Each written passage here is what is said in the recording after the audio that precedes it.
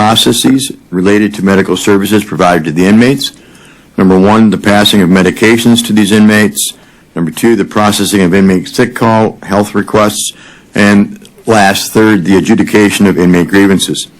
On a limited test basis, we selected a sample to determine if CCS was providing services on a timely basis and in accordance with the contract provisions. So if I could just add to that, the three processes we looked here were one of the concerns that the Chief Judge had as far as a consent agreement, so we wanted to include these three processes into our procedures. Okay. And for our third objective, we performed additional procedures, including assessing whether health HVCW monitoring of the services was being performed, including the payment of services. Okay, our fieldwork procedures focus primarily on operations in the 3 Wayne County jails. We did encounter some difficulties during this engagement. In order to assess CCS's adequate provision of these contractually obligated services, we initially requested on April 24th of 2018 a listing of completed inmate grievance forms as part of our initial review. Completed forms were provided to us on May 11th of 2018, but they were so heavily redacted due to HIPAA restrictions that we could not make an assessment of these. We made subsequent requests to review records related to both the passing of medications to inmates as well as inmate sick call requests. These were also denied. As a result of our request, management was in discussions with Corporation Counsel. On December 4th of last year, Corporation Counsel opined that we could not gain access to inmate-specific information. This decision was reconfirmed on February 5th of this year. Finally, on June 27th, 2019, Corporation Counsel stated that limited access could be provided to our office if we provided CCS with a letter requesting release of certain protected inmate information. We provided this letter, and a limited review was performed of the passing of medications, inmate sick calls, and inmate grievances. I just wanted to add, regarding this delay that we had is receiving the HIPAA information, the protected information. This was important for our engagement because we needed to be able to look at the inmates' medical records to ensure that medications was being passed, what type of service was being provided. It took a lot of effort on the behalf. I think the Commission Chair was involved, Commission Counsel on our behalf was involved, Corporation Counsel worked with David Brooks. So finally, in July of 2019, we're finally able to get access to this information that we believe was vital for our review. But it was a lengthy delay not being able to get access initially. In quality of care, evaluating the quality of the health care provided to the inmates was beyond our audit scope. So we expressed no opinion on that, on the quality of the care, since we don't have the medical expertise to assess the quality of care provided. We did review the process implemented to monitor the quality of care, along with performing on a limited test basis the timeliness of the care provided. This is important to add, too, on the quality of care. And, as far as our audit, we're looking at process controls in place. We're not able to determine if the right medical service was provided to an inmate or if they were getting the right medication, one formula over another formula. That's beyond our expertise. But we're relying on the county's oversight and the healthcare administrator and everybody within the organization to make sure the processes are correct. So we looked at that part of it. Clinical Services Jail Health Services Program is a division within the department, and they provide physical, mental, and support services to inmates in the 3 Wayne County jails. On October 20th, 2016, the Commission approved a 33-month contract with CCS, not to exceed approximately $52.5 million, to provide a comprehensive quality of health care program for jail inmates. So the contract began January 1, 2017, hence the 33-month period. It's a cost-plus management fee agreement whereby all operational costs of CCS are passed to the county. There's a pricing guarantee so that if any contract year the total pass-through costs exceeded the budgeted amount, CCS and the county would share equally in the excess of the cost up to $500,000 per contract year. If the costs were less than budget, each party would share equally in savings up to $250,000. Now, if the costs exceeded or fell below these thresholds, the county was totally responsible for the excess of the costs incurred or would receive 100% of the savings involved. There was also contract provisions regarding the adequacy and consistent staffing levels, an implementation of an electronic medical record system, and submission for accreditation of the jail facilities within 18 months of the start of the contract. If I could add too, and I hope you don't mind if I. No. Page 6 through page 8 of the contract, we have the report. We have a lot of background information. We include a table that shows what the $52.5 million makes up, how much is jail medical, how much is jail mental health, and mental health service for JDF and clinical services. So we tried to put a lot of background information into the report, the actual report. We appreciate that. Commissioner Webb has a question. Thank you. So my first question is, is there currently a class action lawsuit that's going through the Department of Justice or an investigation by the Department of Justice as far as it goes with the quality of care being given to the inmates? Let the department. I'll speak to that, assuming no one is here from Corp Counsel. It's not a lawsuit. There is an investigation that's happening through the U.S. Attorney's Office, yes. Okay, I thought so, because in government ops, I thought we were paying Mike Cox's firm to represent us in providing information to defend our position against those throughout that investigation. So, you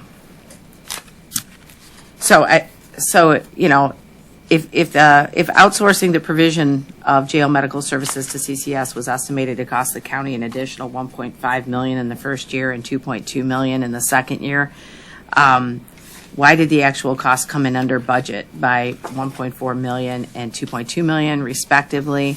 And then, you know, are they providing the services, you know, per the contractual levels? Because basically that is the claim in the lawsuit. And we're going to get into that in a couple more slides. We get into the actual. Okay. Okay, well, I can hold that. You started. Do you want to respond now to that question? Sure. I'd probably take Marcella's lead on letting you bring forward the analysis, and then we can respond to it. Oh, Or okay, that's fine. It may Come on, answer that's some of fine. your questions Okay. as well. Okay. Or whichever way, but, I think Okay. okay. And then Commissioner Dobb has a question. Thank you, Mr. Chair.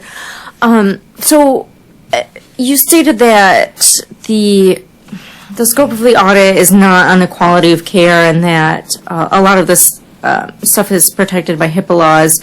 How can we look at the quality of care and what is protected by HIPAA laws? Are there auditing firms that we can contract with that, like, maybe do you have medical professionals that can look at that for us? Good question. There would be a possibility that you could hire an outside medical doctor, something that has the medical expertise. But I think what we can rely upon is the KPIs, the key performance measures that have been put in place within the contract that looks at the actual medical care that's being performed and making sure that the county is providing the oversight over those KPIs, make sure they're being addressed, make sure we have the right KPI performance indicators in place. That's one way you could do it other than going outside and getting possibly a doctor, somebody to come okay. in. Some commissioners may or may not know what a KPI I'm sorry. is. Okay. A key performance indicator. Okay, thank you. Thank you. Thank you. Does that answer questions answered? Okay. Yeah, well. Please proceed. We can certainly do that. Okay. Our first objective was to assess the cost of the county for contracting the jail medical and mental health services. Our conclusion is that at the time the contract was approved, it was estimated the additional cost of the county for the first year would be approximately $1.3 million and $1.5 million for the second year, respectively. CCS, however, came in under its budgeted cost by $1.4 million and $2.2 million for fiscal years 2017 and 18, respectively, in the adult facilities. This next chart shows the total expenditures related to jail medical and jail mental health services recorded in the county general ledger for the respective years. Fiscal year 2016 should be noted. This is when the county performed all the services in the jail. And then for the first 3 months of fiscal 17, we performed them. Last 9 months of fiscal 17 and going forward, CCS provided those services.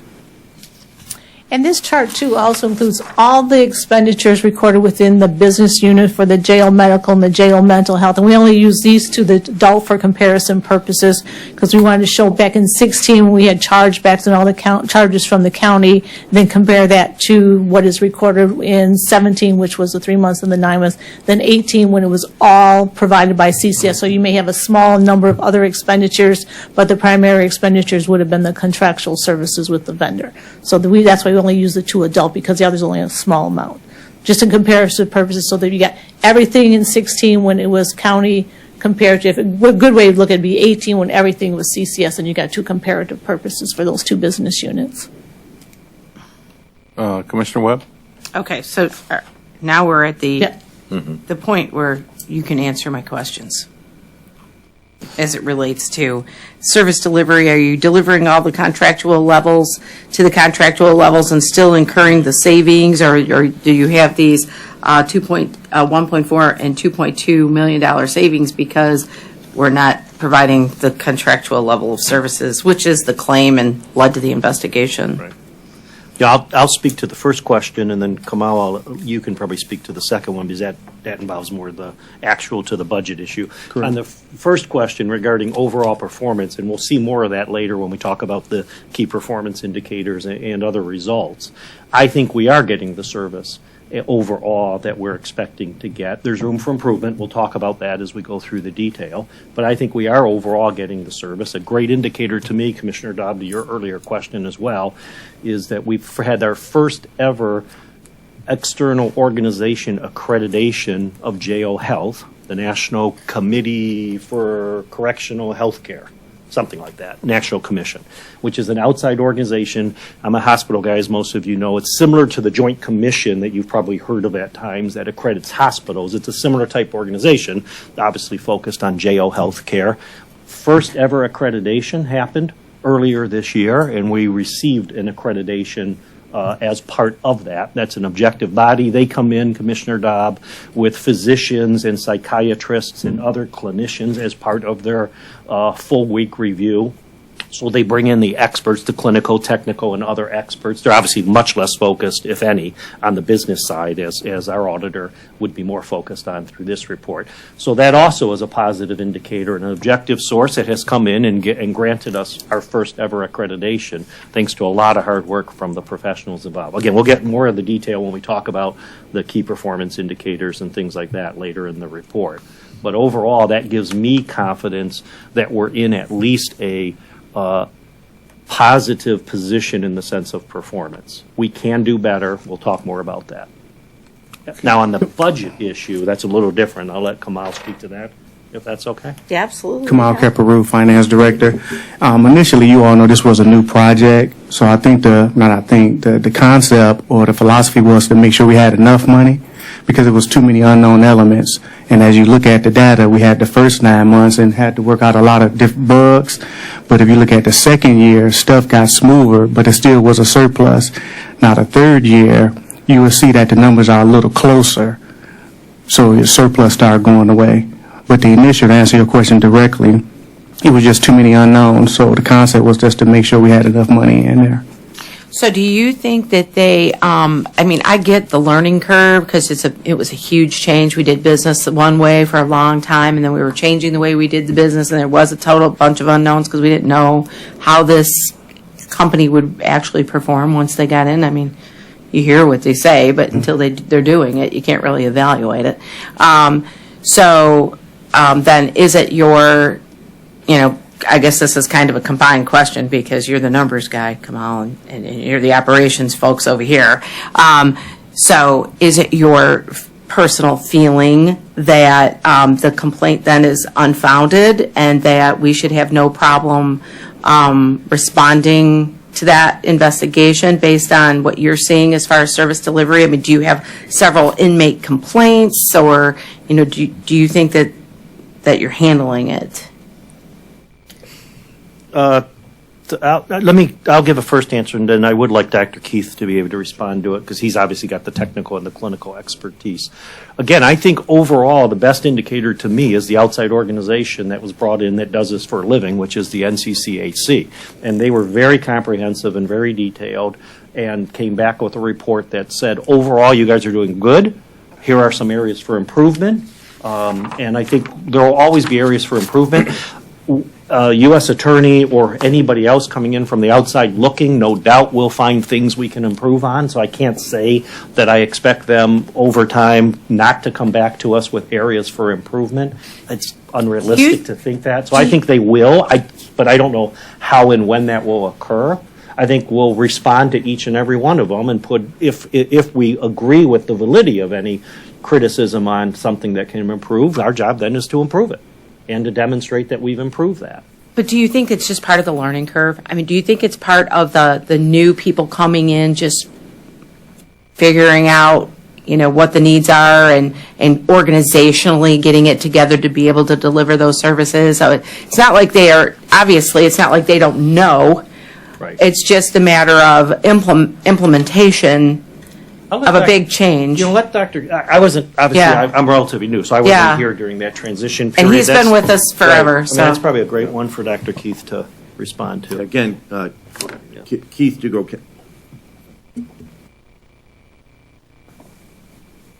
it takes a second. There you go. Good morning, Keith Dugokensky, Correctional Healthcare Administrator.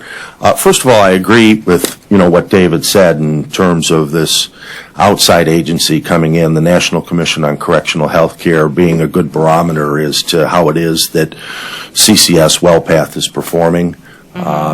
They came in 3 days, brought in all their experts, medical, mental health, nursing staff, and took a look at operational and clinical services. And the end result of that was, in fact, that they gave the Wayne County Jail, through the department, accreditation for a correctional health care facility, meaning that we are delivering services consistent with what are national standards. And as Dave said, this is a first accreditation for the jail facility of any kind, any type. And I'm pretty confident in saying that without CCS and WellPath, we probably wouldn't have got there. There is room for improvement. With regard to the DOJ, like was already expressed, they are going to find some areas that we do need to improve on. We still have a couple corrective actions with regard to the NCCHC. Some of those overlap, actually, with what it is that the DOJ has expressed concern about. We have a group that includes the county team and the WellPath team that are working on those corrective actions now for both entities. More for the DOJ, it's at the point of production and producing documents. At the NCCHC, there are a few things that we need to turn in that sort of final stamps our accreditation, albeit we have it. With regard to the overall performance, it's, I think like Marcella said, been the county's position that we will ongoing, daily, weekly review overall clinical services through the key performance indicator structure that was built in cooperation with CCS WellPath.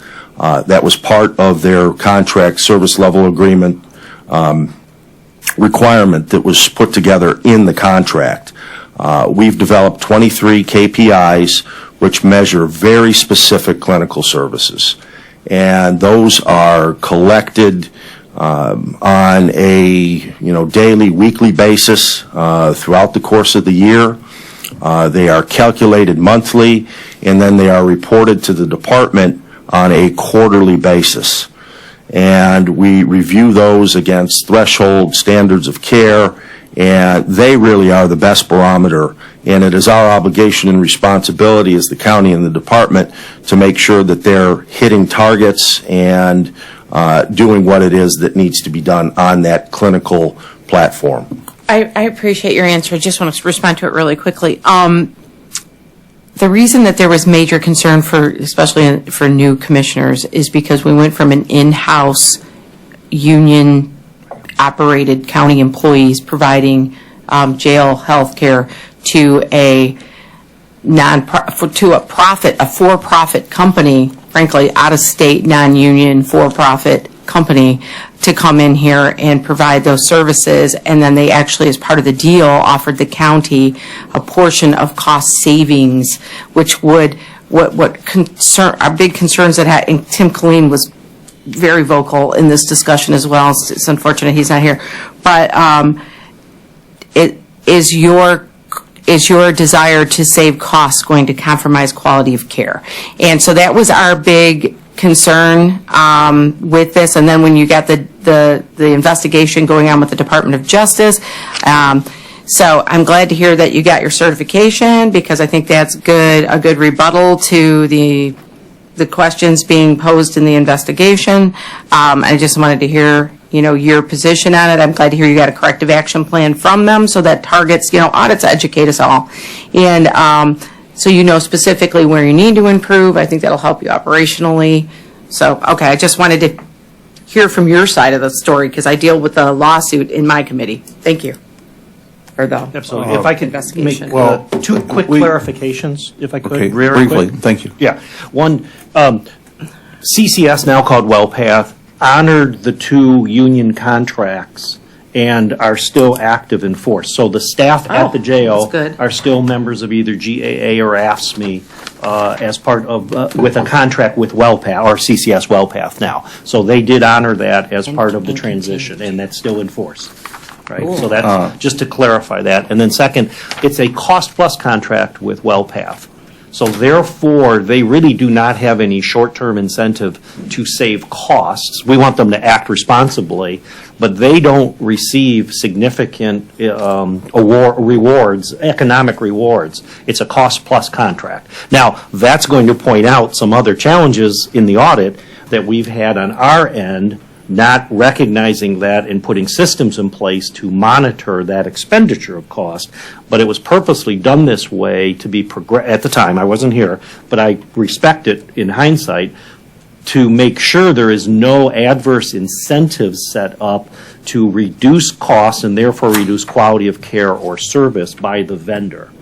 Well, I'm glad that those things were addressed. Okay, thank you. Ms. Coro? I just wanted to add too, regarding the KPIs that we're talking about later on in the report, we talk about some processes, recommendations we had in processes that are going to be put in place to strengthen the KPIs. We'll talk about that later too. Okay, thank you. Please proceed, Mike. Okay, next issue, Correct Care Solutions invoices lack supporting documentation. This is on pages 12 to 16 of the report. For the 9-month contract period, January 1, 17 through September 30th, 2017, the total CCS budget was about $14.3 million, which included $107,500 for initial startup costs and then $1.4 million in management fees. Per the contract, CCS invoiced the county 1/9 of the budgeted fees, less the startup costs, monthly for an amount of about $1.5 million, which included $158,000 for management fees.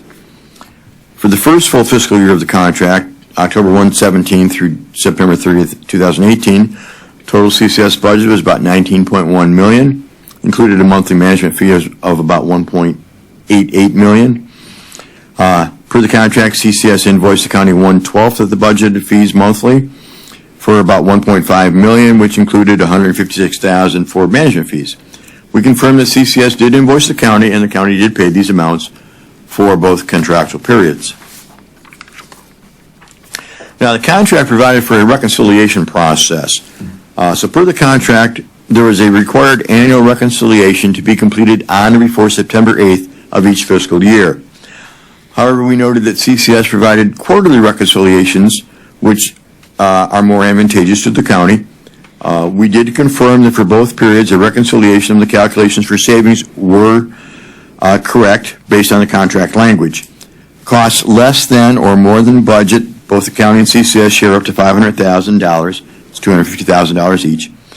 Any costs or savings above the $500,000 is either the county's expense totally, or the county receives 100% of these savings.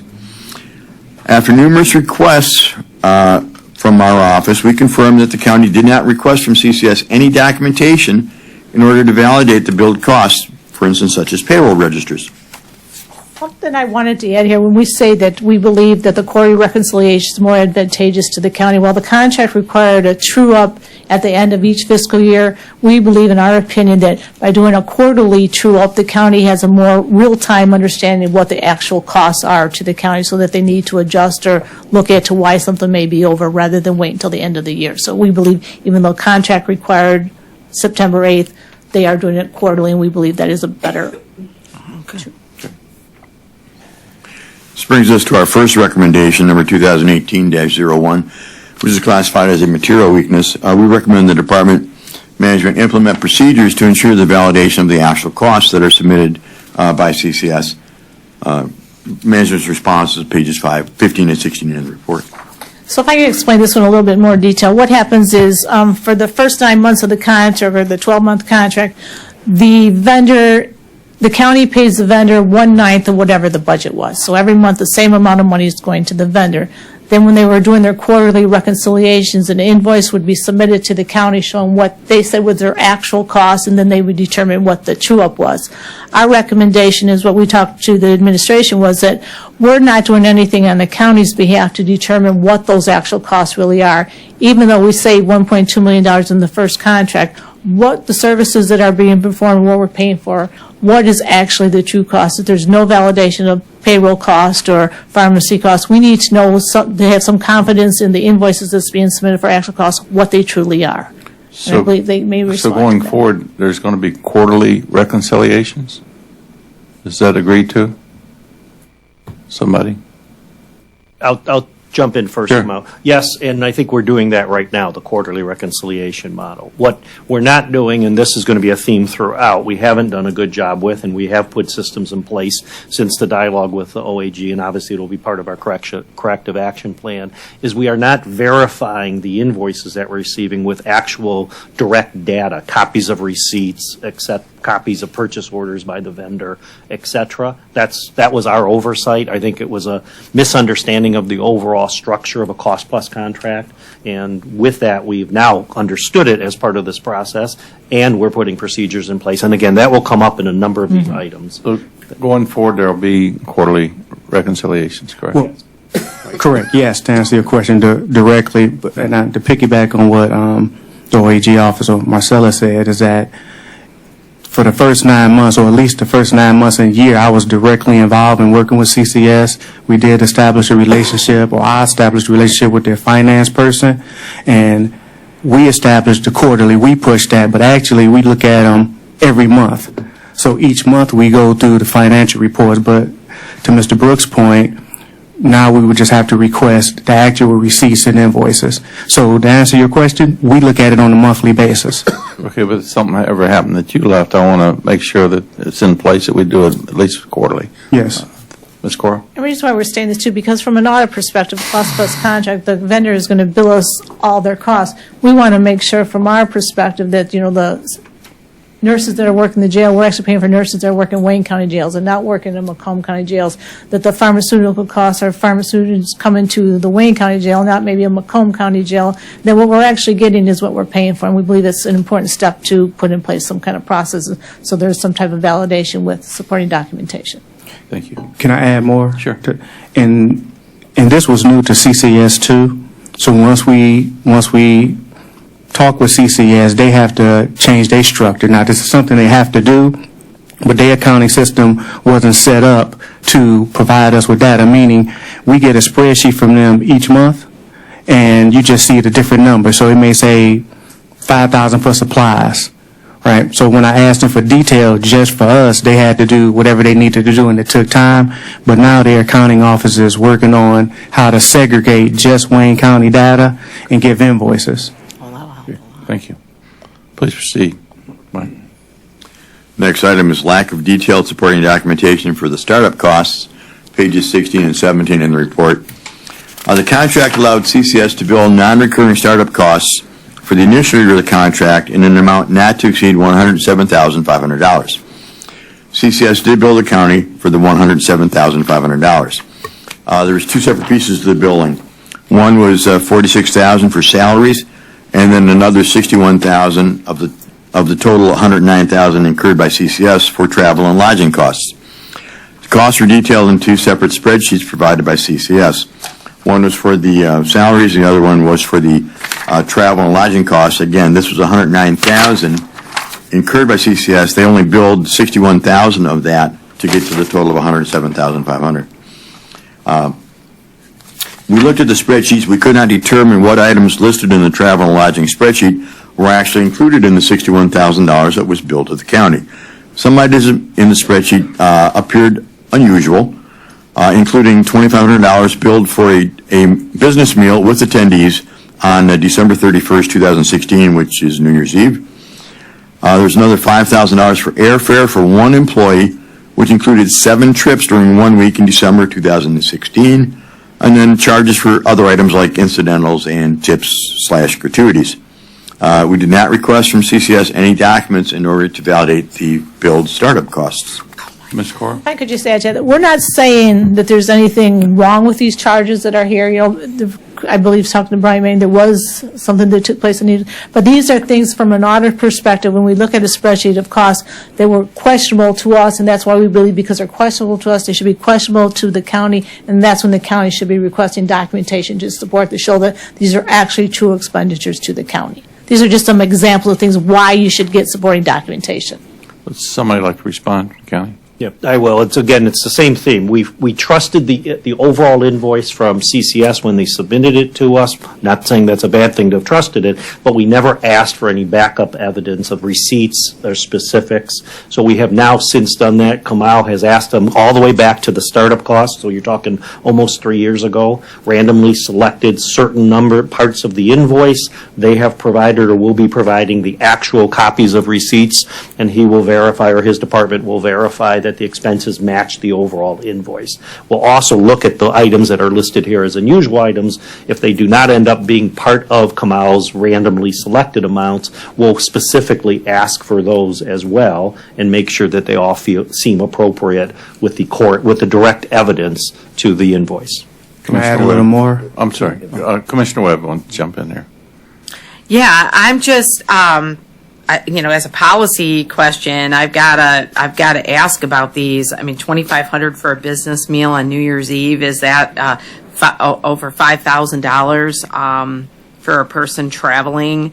Incidentals and gratuities, are these things that are part of an agreement with this organization that these are, qualified expenditures? That it's okay to give us a bill for $2,500 for a New Year's Eve party? We'll confirm each and every item that it was appropriate. Remember and again, Kamau or Keith can speak to it as they were here. My understanding is there was a team of somewhere between 20 and 30 people here on New Year's Eve. They went out to dinner on New Year's Eve, and the cost per individual, because that's a combined receipt for all of them, does not seem excessive, but we will be confirming that. My thing is not so much as the cost being excessive, is the cost being billable to the county is my issue.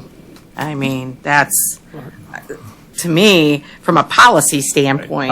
I think the OAG should, Yeah. you guys should respond to that. Well, I got several people lined up here. I'm taking notes. So Kamal's next. Well, I was just going to add that we have reached out to CCS on these particular items so we can get the support to make sure. But also I wanted to talk about what we did was, and I worked with the OAG office on coming up with a method to review the invoices because, again, on a monthly basis, that's a lot. We won't look at every invoice, so I think we picked about 10%. And out of these items, none of these were in my first sample, so I did contact CCS to say it'd be getting back with us in reference to these particular items. So I'll get that clarity. Okay, Mike? I just want to add the startup cost, the language was very vague in the contract as to what constituted a startup cost to begin with. I should note that none of the costs billed by CCS were incurred prior to the approval of the contract.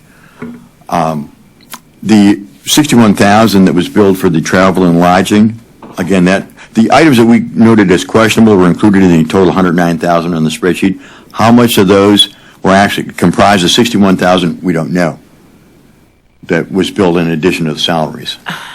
And Marcy? But to add to that point, the startup costs, especially that included all the startup costs, there was a great deal of travel and meals.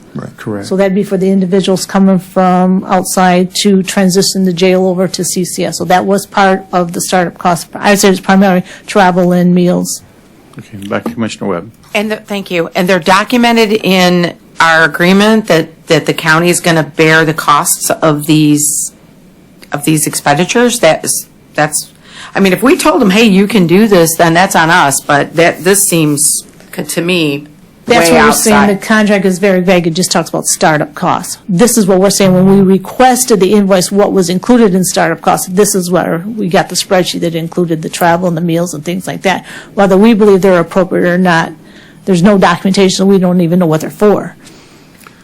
Commissioner Bell? Okay, thank you. Thank you. To that point, you said it was vague with the language. Yes. So that means that they didn't have a particular up to amount It in was the up, language? it was up to $107,500. They did spend Correct. more on startup, but they could only bill the county up to $107,500. Correct. And they did the 107, obviously. Yeah, had a party and everything else. Okay. So, okay. That's what I wonder what the up to account. Yeah. Okay. Yeah, that was- Mike, please proceed. Gotta- Oh, I'm sorry, Doctor. Yeah, and again, just to add for clarification, and I think, Mr. Brooks identified this, but I think it's worth reiterating. It is pretty standard when you're transitioning a large institution like this, that not only do you have your staff in place at go time to man all of the required duty stations, but you do bring in a significant team of additional staff for the week prior, certainly the days prior, and a week, 2-3 days after, however long that is, to make sure that this transition is occurring in a way that it needs to occur. And clearly, CCS WellPath had a large team, 20, 25 people that were here during the course of that handoff. I was part of that handoff. They were here on site. People were flying in and out of town, as would be required to make sure the transition, occurred as smoothly as possible. Okay, thank you. Mike? This is just a recommendation 2018 oh, skip that. It's the same recommendation as the other costs. Okay, moving on. No support for staff costs, pages 18 and 19 in the report. Wages and benefits represented 61% of the total expenditures for the first 9 months of the contract, and then 60% of the fiscal year 2018 expenditures. A little chart shows the breakup there for total expenditures and the wages and benefits as a percentage of those expenditures. Again, the county did not request any supporting payroll registers or other type of documentation to support the wages and benefit costs. We just relied upon what they said were the costs. Because we were unable to validate the true personnel expenses with the actual costs, the county could possibly be paying CCS for staffing in the jails that does not represent actual services being performed in the jails. Recommendation 2018-03, material weakness. We recommend that the department implement procedures to ensure supporting documentation is requested and received. This will allow management to perform a reconciliation to ensure that the county is only paying for the services that were actually received. And again, because salaries are representing over 60% of the total cost, it's important that we can able to show through documentation what our payroll costs are, and it could be accomplished through receiving payroll registers from CCS that the county can validate and compare that to the actual invoice. But we need to have something so we can have some confirmation of what the actual costs are. This is similar to the rest of the invoices, too. Our second objective was to assess the contractor's compliance with key contract provisions. We were able to confirm that CCS is in compliance with many of the key contract provisions, including the implementation of electronic medical record system, submission for accreditation, their staff is properly licensed, health screenings take place within 14 days of inmate intake, and there's a 30-day chronic care assessment for the inmates. However, we did identify some key contract provisions that were either not complied with or where compliance could be enhanced or improved. Again, the purpose of our engagement was to test compliance with certain key contract provisions. We don't have the medical expertise to assess either the quality or type of healthcare services provided or not provided. We couldn't determine if the proper medications were administered and prescribed. We relied on information provided to us by CCS and or confirmed in the inmates' electronic medical records. I think this is important, too, this statement that we relied upon the information that was recorded in the medical records, because we did sit down with the healthcare administrator when we were going through some of our test procedures, and she walked us through individual inmates' medical records to determine certain things took place, certain things didn't take place, but we had to rely upon what's in the medical records. That's the only thing we have ability to rely upon. So I just wanted to add that. Based on what I'm hearing, basically is from the county and CCS, there was a transition period. It wasn't perfect. There are major improvements going forward and major accountability going forward. And a lot of these issues, management agrees with the auditor, general staff, and so we're all rowing together at this point, correct? And that's what we're going to go through now. Thank you. Okay, next item, CCS actual timesheet queries were not always reliable, pages 20 to 22 in the report. Each month, CCS provides a summary report of budget to actual hours worked by their entire medical staff. Now, to reconcile the actual staffing hours to the summary report, our office requested actual timesheets for the period of October 29th, 2017 through November 25th, 2017. This coincided with a CCS time reporting period. It also included a Thanksgiving holiday time. We noted that the timesheet reported hours were significantly less than the hours reported on the CCS monthly report. First pass through, there appeared to be approximately 30 missing timesheets provided to us. We requested the query to be run again. It was, however, the 30 missing timesheets were included in this query, but an additional 34 timesheets that were included in the first submission were missing in this one. According to their contract, these monthly reports were supposed to be available for transparency purposes and would allow auditing down to the individual and shift level, which could be searched and queried. However, based on our review, their queries, CCS queries, were not always reliable. Therefore, we could not determine if the staff reports were accurate or the services were actually being performed. Just to add to this, what this was is we wanted to get some comfort over what it is. CCS provides a monthly report to the county that shows their budgeted FTE hours and what their actual FTE hours was, and that's what they use for the purposes of determining whether they're meeting the requirement. So what we did is we took this 1 4-week period and we requested all the timesheets. Within that, when we received all the timesheets, we created a huge schedule where we put each employee's hours in to determine, if we've met the total requirement. As Mike said, on the first go-around, we were missing 30 timesheets. It appeared we were missing 30 timesheets because our hours were so far off. So we went to CCS in the department after several discussions. We finally got CCS. They ran the query again. When they gave us the second query, we covered the employees that weren't on the first run, but then we were missing some of our original employees that we had from our first. So we didn't have a comprehensive query that was run that showed all the employees that worked within this time frame so that we could calculate out the number of hours they actually worked. With any type of system, and I understand CCS indicated that they had 2 systems in place, so when we got the queries, they were pulling from 2 systems. But what the county needs to have is some reliability when they go to CCS and they want a whole complete query of all the individuals that we're working within the Wayne County Jail within that period, that we're getting the actual query that only shows those employees and all the employees that are working for that period of time. This did take quite a bit of time, but I think it was very valid in our procedures so that we actually got to where we are today. Commissioner Dobb. Thank you. I have a couple questions. So you mentioned there are 2 timekeeping systems. Is there only one now? And is that Chronos? Yes. Okay. And can you describe to me how do employees punch in and out of work with the Chronos time system? And how do they request time off? Master? I think Let me take a shot at answering that, and if we need to bring Ms. Bedell up to the table from WellPath, we can go ahead and do that.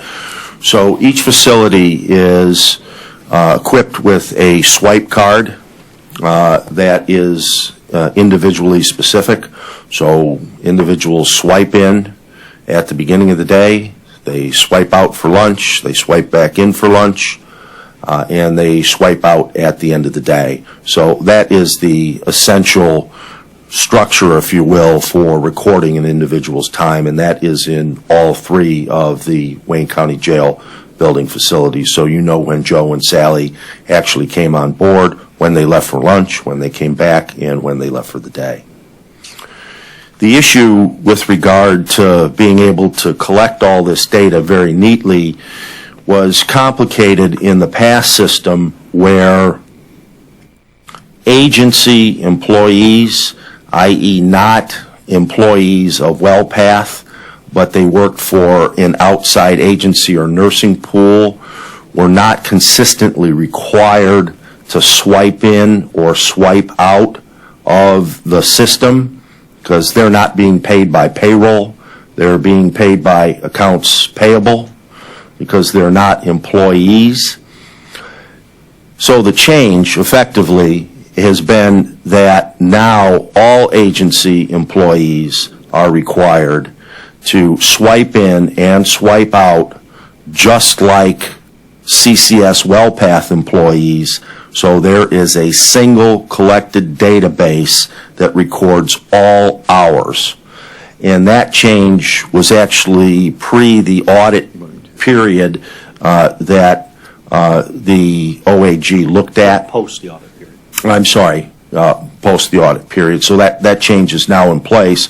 So all those hours are collected in a central database. Some of those employees are still paid by payroll, and some are still paid by agency, but we do have a collect database for the hours now. So you took a pretty good swipe at it, so thank you. Did that answer your question? Okay, yes, and then how do employees request paid time off? I believe there's an electronic system that they use to put in a request, and it's approved by the management staff at the site level. So they can log in to like a Chronos system and submit their requests? That is correct. Okay, and then is that the same for like salary? Are there salary employees that would do the same thing for their paid time off? Yes, the same Chronos system is used for the hourly and the salaried employees. All right, thank you. Thank you. Ms. Cora? And then our recommendation was that we need to ensure that CCS can provide accurate, comprehensive, valid reports to support the staffing levels. So that's based on the queries. Now we're going to go into the next one. Based on this massive spreadsheet, based on all the timesheets, we did an analysis of the time and understanding that within this period was Thanksgiving and the day after Thanksgiving. So when we did our analysis of the employees' time, we noticed that we have productive time, which is actual services being performed in the jail. And then we also have what is non-productive time, which could be your vacation, your holiday, training, things like that, where you're not actually providing services. So we found, based on our review, that when an employee was working, let's do it this way, when an employee was not working in the jail for Thanksgiving, the day after Thanksgiving, that holiday time was being captured in the system as productive time, as if they were actually there. And then what we also found, the opposite was happening for those employees that actually went to the jail and worked on the holiday. Their hours working on that holiday was captured as non-productive time. So it was classified in the system as backwards. And what it was is we found there was 1,216 hours that was captured as productive while no services were performed. And then there was 516 hours captured as non-productive when people actually were working in the jail, which the net effect was 699 hours of being recorded as productive time that wasn't. And they have identified the system, there was a system in the problem, and they indicated it's being corrected. So what we plan to do is when we do our corrective action plan, we'll ensure that when we pull one of our samples, that we pull a holiday to make sure the time was being classified correctly now. So Commissioner Coleman? Yeah, so the non-productive, which one, okay, the productive, do they receive time and a half for working holiday hours? Yes, and that's going to be part of our next issue we have, too. We've had an issue with how that was captured also. Because if they're not being classified properly, then some of them might be receiving time and a half when they really weren't entitled to time and a half. Vice versa. Right. And vice versa, yeah. Right. And what we looked at, the time, the actual time being recorded as hours correctly, but is how they were classifying the hours that got rolled up into meeting the contractual requirement. Per the contract, they're required to put in 103.6 of productive hours, then 15 hours was non-productive for a total FTEs of 118.6, and these are the hours that roll up to determine that. So with the misclassifying of the productive, and make sure productive hours higher than what they truly were. Okay, so maybe the CCS, they weren't overpaying, but they might have been overcharging us. Classifying the hours, yes. Yes. Classifying the hours. Yes, okay. Okay, and then Commissioner Webb, did you have a question?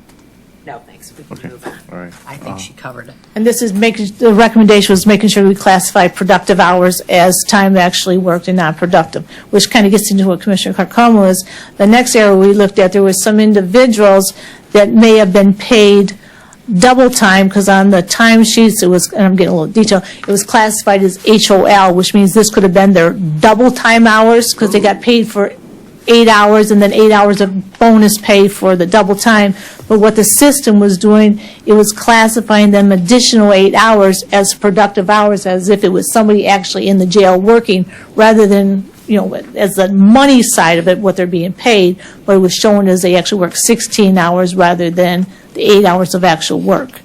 So that was also being misclassified. Follow up. Well, sure. Okay, so now all of that's been rectified? Based on the discussion with CCS,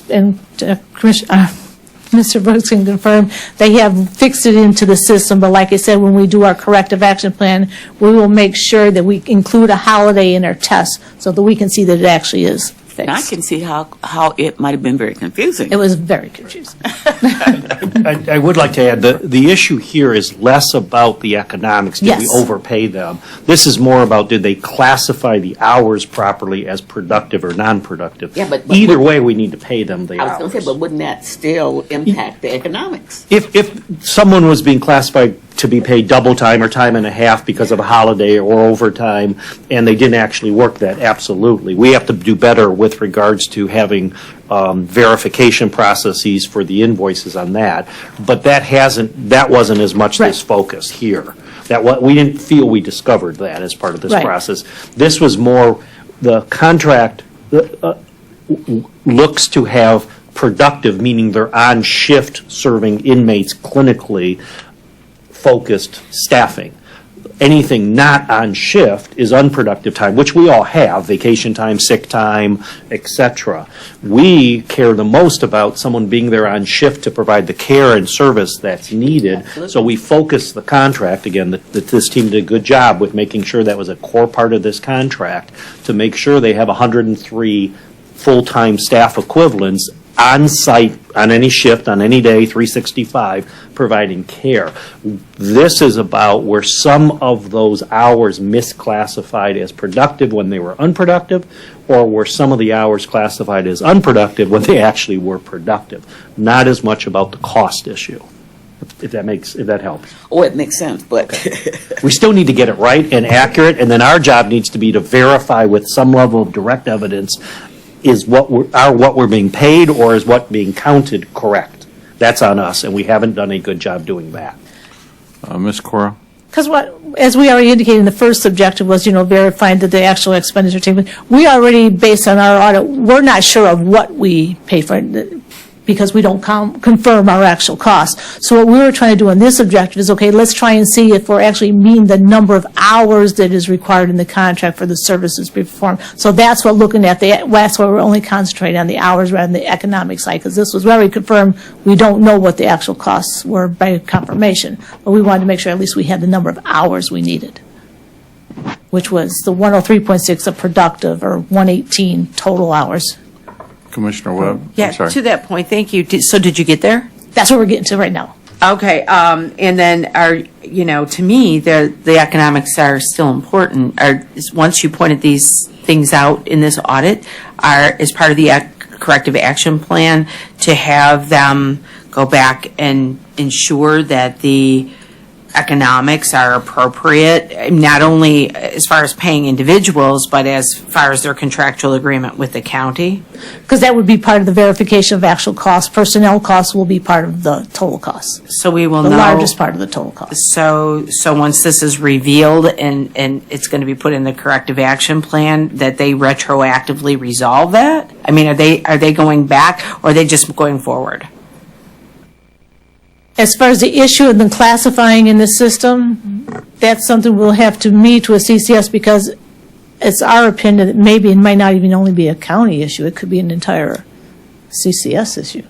Yeah, but we only care about how it affects us. I mean, I don't Right, mean to no, but I'm sound- saying, because if you're misclassifying, you're probably Right. misclassifying for more than just us. Well, and that could be, but if they're falling short of a contract obligation, then we need to make sure that they shore that up economically and procedurally so that it doesn't continue. Right, and we're going to have another slide where we show where we took the total hours and compared it to the contract as far as the number of actual service hours provided to the county. Okay. Yeah. Thank you. Commissioner Bidun.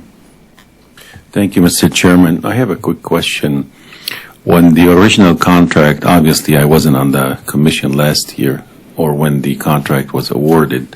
When the contract was awarded to CCS, what parts of that contract do we call for specific information to be provided on a monthly basis or quarterly basis in order to verify that they're complying with the terms of the contract? I mean, would you say that there was a specific percentage of this contract we really need to pay attention, especially payroll? That's where you would have a lot of abuse in terms of payroll. So I'm not sure. I haven't seen the contract, but I'm not sure what parts of that contract do we call for stricter verification, if you will. Can I jump in there on that one? What I heard him say was there was a lack of accountability both ways. So there actually was people that were working that could have been not working, and people that were not working that were working. And then going forward, there is more accountability relative to the swipe system. So if I'm hearing something different than that, if somebody could clarify. I think to answer that, there's provisions in the contract where you required reports to be provided, but I don't know if the reports that were needed to be provided for the contract would have got to the point where we are today. If you had to provide a monthly summary report of the FTEs, we received the monthly summary report of the FTEs that showed the actual hours that were put in based on CCS, and they compared it to what the budget's hours were. But from an audit perspective, we can't take a one-page summary report and say this is your total number of hours and be assured that that's the hours that were actually provided. That's why we're asking that we think more additional information needs to be provided so that there's something that stands behind that report. So if you got a report that's showing you put in 103.6 hours of actual time, we need to see some timesheets submitted to the county that rolls up the actual number to that summary report. And I think the contract probably didn't have that kind of detail, because I don't know if contracts go into that detail, but I think it's from a process point of view, you would want to see that information so that you can confirm what you're getting. And that's why we said the contract may have said provide true-up invoices on a yearly basis or a quarterly basis, but from a process point of view on the county, as far as the oversight, you would want to go a step further. Okay, show me what you have that can get me to your report that you provided. So I think it's just more processes that need to be put in place so you have a better understanding of what you actually have rather than just a report. Can I elaborate more on that? Sure. And I will admit, initially when the OAG brought this up, I pushed back a little strong.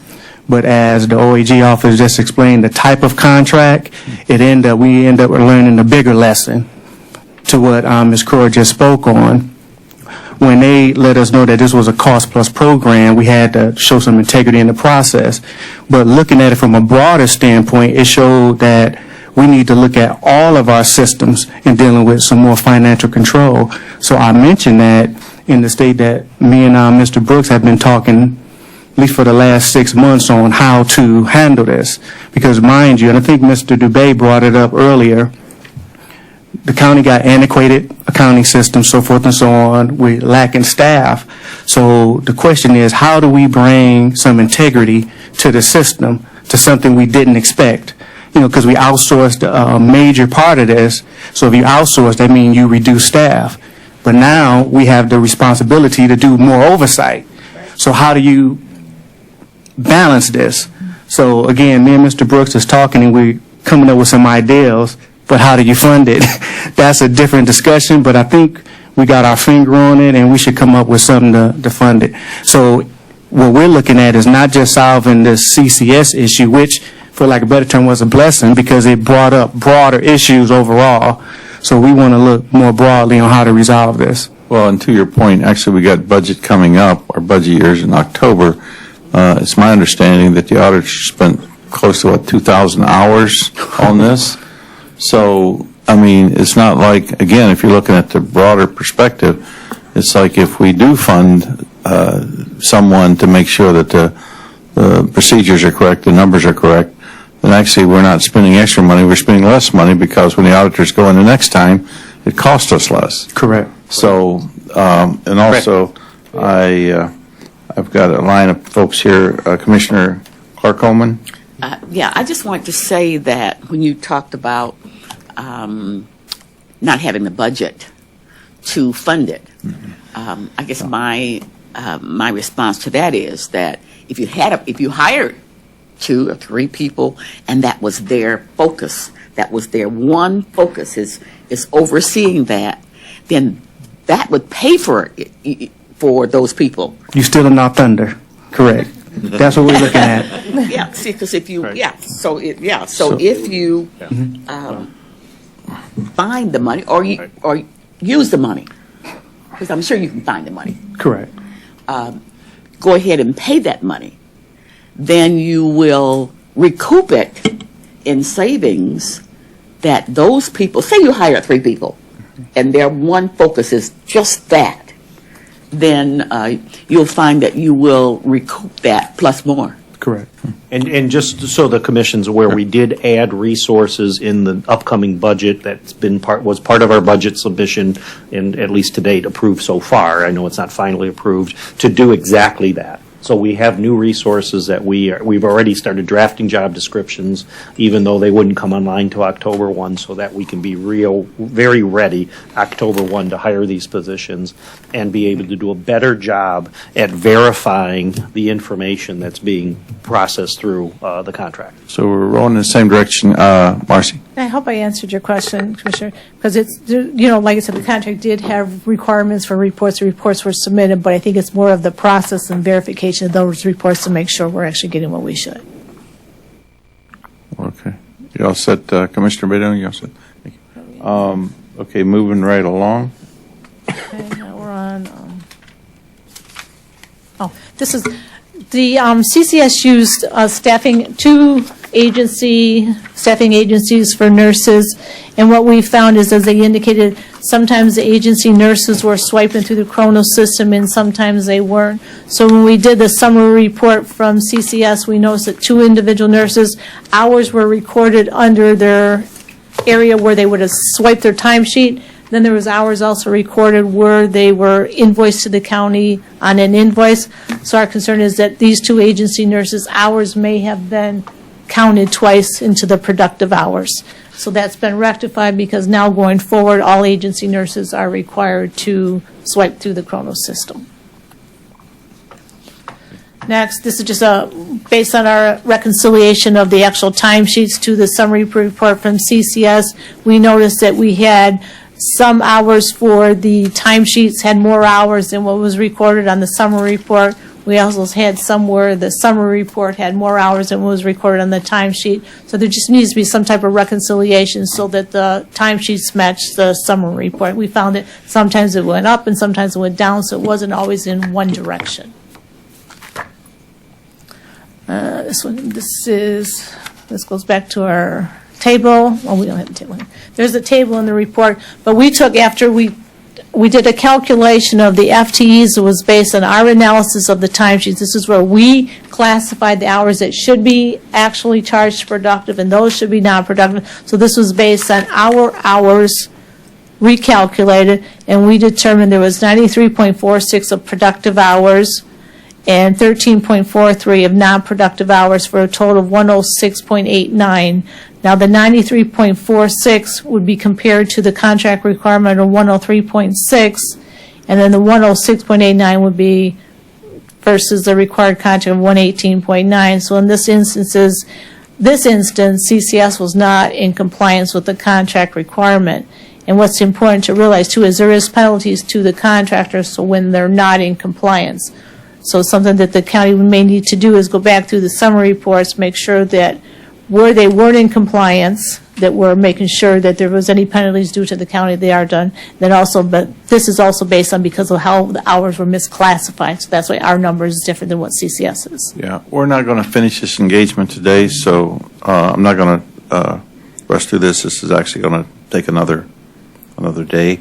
So if I may, why don't we move forward? Is there a motion to pass for the day? So moved. Is there support? Sure. Ms. Cora? Under discussion, Ms. Cora? Could we just do one more slide, because then it kind of ties into the same one objective, then we'd be done with this one objective. Okay, on this one objective, is it okay if we, okay, go ahead. And this just has to do with the pool nurses. These are the nurses that are coming through the agency. The way the contract is set up, that these the agency nurses were a temporary solution to permanent positions being filled. They should not exceed 30 days. We found, based on our analysis, that there was 2 agency nurses appeared that they were being used for more than 30 days. So I think the determination needs to be made if these agency nurses are required for, maybe for consistency purposes for nurses in the jail. There is a not compliance with the contract regarding the 30 days. Does management agree? With what she just recommended? Yes. Yes, we do. Okay, we're rowing in the same direction. That's So a good thing. that would end the staffing analysis Okay, piece. thank you. And there was a motion to pass for the day by Commissioner Clark Coleman, Yes. and there was support Yes. from Commissioner Tom. And then, any further discussion? Sir? Ms. Cora? I just want to add, when we get into the rest of the engagement procedures, we're getting into more of where we're looking at the clinical side, the timeliness of services, things like that. So I think them are important features. And that's where we get into the key performance indicators also. Thank you. So all those in favor of passing for the day, say aye. Aye. All those opposed? The ayes have it. Next item, Mr. Clerk. Item E, such other matters as may be properly submitted before the committee. There are none. Item F, public comments. Is there anybody from the public who would like to comment? Mr. Johnson? Just podium on, the mic on.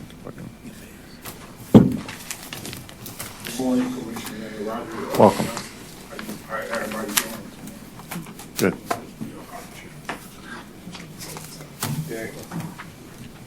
Your mic's on, I can hear you. Yeah. I was calling concern. We got like the dogs in our neighborhood. And I called the busing and I called the animal control too, because we got the dogs real bad over where I live at. I live right there on Wishire and Gus on Detroit East Side. They be down that way, and they on Wishire and Chronos too. I think we might have the same problem like they had in Southwest Detroit, because these dogs, it's a pet bulldog. Dogs, they're real bad. And they closed down the Dollar Tree up there on Chronos and Gratiot. The Dollar Tree, dogs, they go to the one on East one of Chronos now, across from the Kentucky Fried Chicken. As a point of information, we don't respond back and forth to under folks that want to comment, but there are commissioners here from the city of Detroit that probably would like to get your information after this meeting, but we don't go back and forth on your comments. Your commissioner's back here in the corner. So, but anyway, we won't go back and forth, but would you like to, you got more stuff to say? And it was tearing down that building over there, that school, because it was abandoned. They turned it down, the building down over there, all permanent and grass. We need like a green lighting at our centers too, like at the recreation, like some safety for the staff and stuff too. City Shore Parks and Recreation. Like, I think it should be like in front of the building and back of the building too, like for the like, recreation centers like in Detroit. Somewhere at Coney, on the Lockwood. Okay. That's all. Thank you. Okay, thank you. Does anybody else that like to comment from the public? Brian, you got anything to say? Anybody else from the public like to comment? Anybody else like to comment? Okay. Next item, Mr. Clerk. Item G, adjournment. So moved. It's been moved and supported. All those in favor? Aye. All those opposed? The ayes have it. We are adjourned. Thank you.